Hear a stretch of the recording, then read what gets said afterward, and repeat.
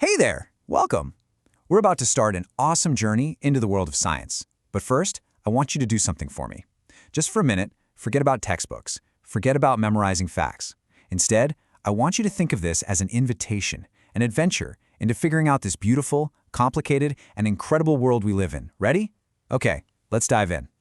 So, right off the bat, here's a bit of a riddle for you. You've got a simple folded piece of paper and a fluttering butterfly.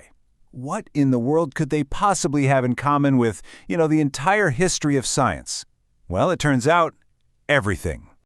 It's because just like that butterfly flutters wherever it wants and that paper plane soars into the sky, our own learning can take flight when we just let our curiosity lead the way. Actually, that simple paper plane has a direct line to the real history of flight.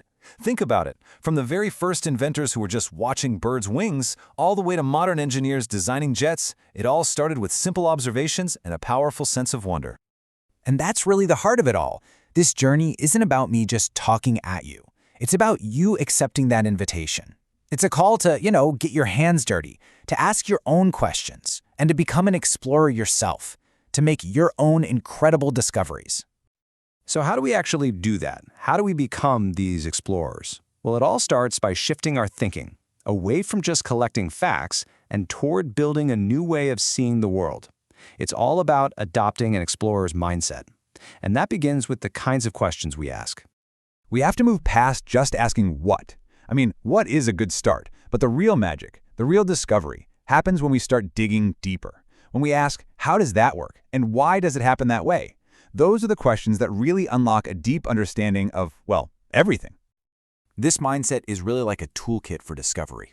It means you welcome curiosity, you're not afraid to ask questions, and you're actually comfortable not knowing the answer right away. It's about seeing science not as some finished textbook, but as a thrilling, never-ending story of discovery. And it's also about understanding our responsibility in all of this, how our actions connect to the world, and how science can help us build a better future.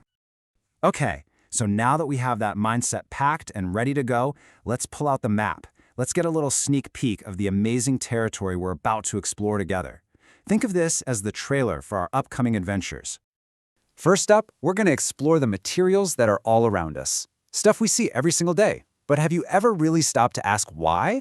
Like, what actually makes a lemon taste sour? That's chemistry in action.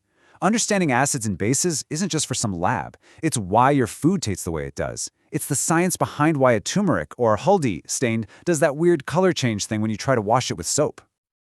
Then, we're going to investigate the invisible but powerful force of electricity. By just playing around with a simple circuit, we're going to discover for ourselves which materials let electricity flow through them to make this lamp light up. And that simple experiment? It's the key to understanding the huge difference between conductors, like metals, and insulators, a concept that, no joke, powers our whole world and keeps us safe every day.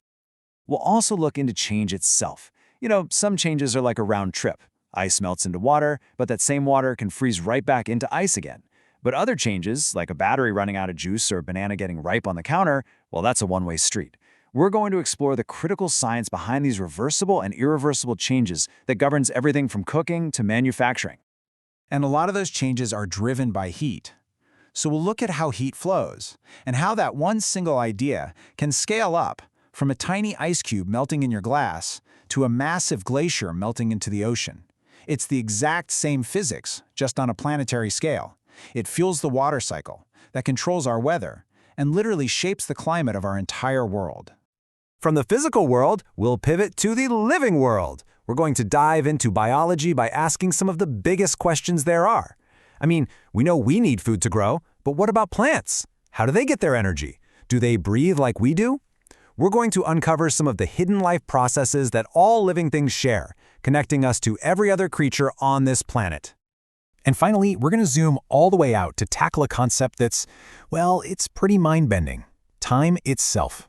What is time? We'll explore how humanity figured out how to measure it, starting with something as simple as the shadow from a stick in the sun, all the way up to the ridiculously precise atomic clocks that make things like GPS and the internet even possible. Okay, so, wow, that was a whirlwind tour, right? Sour fruits, electricity, melting glaciers, breathing plants. It might sound like a completely random bunch of topics, but here's the secret. This is the most important part of the explorer's map. Here's the thing you have to remember. None of these fields are separate. We might learn about them in different chapters of a book, but in the real world, they are all deeply, deeply connected. A breakthrough in chemistry can totally revolutionize biology. An idea from physics can unlock a brand new way of seeing our planet. It's all part of the same magnificent puzzle. And here is a perfect example of what I'm talking about. We've got the water cycle, right? That's earth science. And then we've got a plant growing. That's biology. The thing is, you simply cannot have one without the other. The flow of water across our planet is what directly decides where life can even exist. See? It's all connected. Which brings us to our last stop for today, and to your very first official mission. We spent a lot of time talking about how important questions are. Well, now it's your turn to be the one asking them. I want you to remember this fantastic piece of advice. To be a wise person, you must be a wise person. Get it? WHYS.